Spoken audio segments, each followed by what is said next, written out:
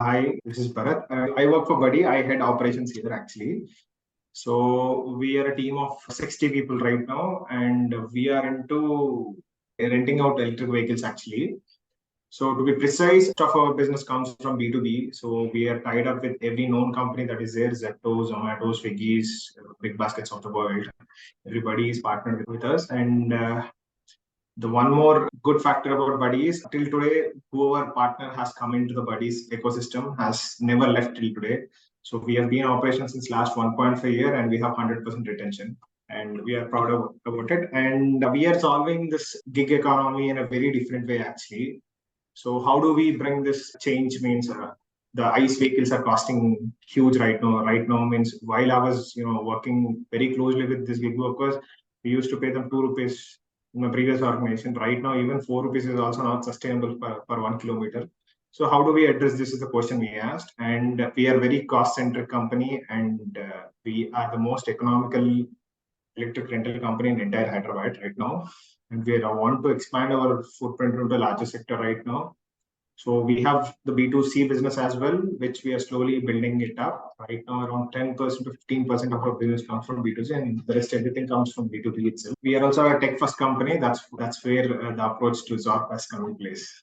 So to be fair and honest, as we are a tech-first company, we are trying to experiment with the tech product that we have as Buddy.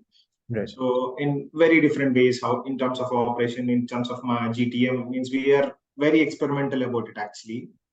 So, and we are burning a lot in order to build that. Means, what do you say? Means, today I give requirement to my product team and they come up with some solution. Tomorrow, when I implement the same thing on the ground, it might not work out and I need a faster change. Yeah. So it's a industry-wide problem. Ops is always 2 sprints away from the tech.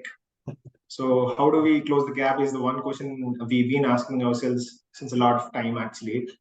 And I've been following the Zorp ever since its inception, and I was, watching your videos and all. I do, follow you on YouTube actually. So that's where my interest crept in. So where you can make the changes overnight, and you can change the SOP right away.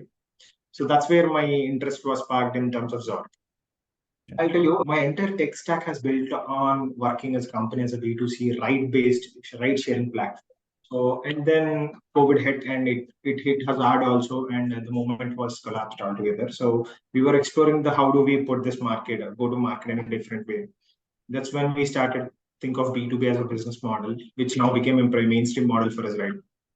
And I wanted to build a tech as fast as possible in order to address that, which is not possible the given moment and the way my architecture has built up. So we decided, why don't we try something like Zorp? That's when I approached and I gave you my problem statement. See, this is how I want to operate. This is how my entire tech stack is built. But now I'm into a different sector altogether.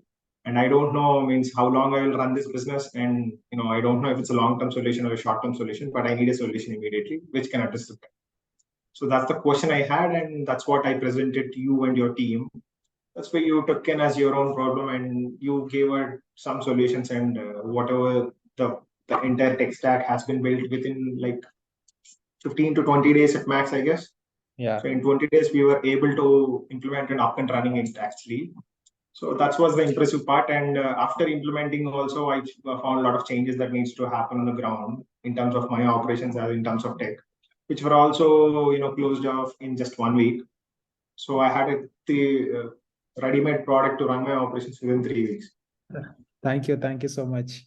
Yeah, so that's kind of like, so we understand operations and we know why operations needs to kind of be very agile, flexible, move fast.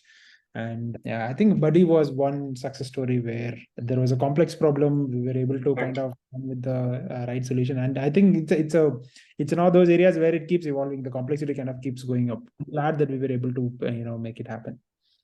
Correct. The support I've got from your team is also incredible while it was, because whenever I ask for a very complex solution, instead of addressing it in a very small rudimentary way, you literally built up an entire thing for us. Especially that was very impressive, actually. Thank you. Yeah, I mean, ultimately, it should solve your problem, right? Like, what is the point of us? Any technology solution is useless if it doesn't solve the actual problem you have. Cool. I'll tell you what we are trying to do with Zorp here. So we want to work with Zorp for a long time here. How do we do this? Means right now, in order to, this is what I keep, we are running Zorp in two ways. One is to run my core operations and other is to run my experiments actually. So if I want to experiment with a new segment of business or new type of operations or anything like that, we build the thing first on Zorp actually. So we don't scale until as Zorp is a fully analytical approach is there in your platform. So once I get the data from my new stream of business or new stream of operations, if it's sustainable, then I'm giving my tech team to implement this in a core product itself. If it's not, then we're scrapping it right away. So it is helping me in doing this cost structure, means the cost optimization for me at the tech level itself. Earlier, we used to develop an entire thing, or we used to use Google Forms in order to run that part of business. So Right. which both of things have been eliminated now. Yeah. Validation happens at real time for us. It's a good thing for us actually. So, and the core operations will continue to run on Zorp for a while. Actually, I think I'm assuming let's not, bother about internal operations anymore. As long as Zorp is there, let's concentrate on, enhancing the product on a customer end is what we are trying to do. So Makes that's sense. how our, right now we shifted in the way we develop tech. So I keep, means whoever are interested in Zorp, I keep telling them, see, you might have your own tech. Everybody has their proprietary software these days. What I tell them is, as an operations guy, as a business guy, don't develop everything on your own. Work with software like Zorp. Once it makes a business sense, then you can give it to your product. You can put your budget in a different sector while this being taken care by Zorp. That's the advice I keep giving to you, everyone around me. So actually, Bluebee eliminated my requirement for be analyst right now. Actually, so it literally written off a position. And the Chronos app that you have developed internally for analytics is good enough that my team are able to pick and choose. Even I'm pushing my operations team to learn a bit of SQL so that you can play around. And even my company, I tell them, build something like Zorp so that it can be as real as possible. Thank you so much for being our customer. One of the voices of our customers actually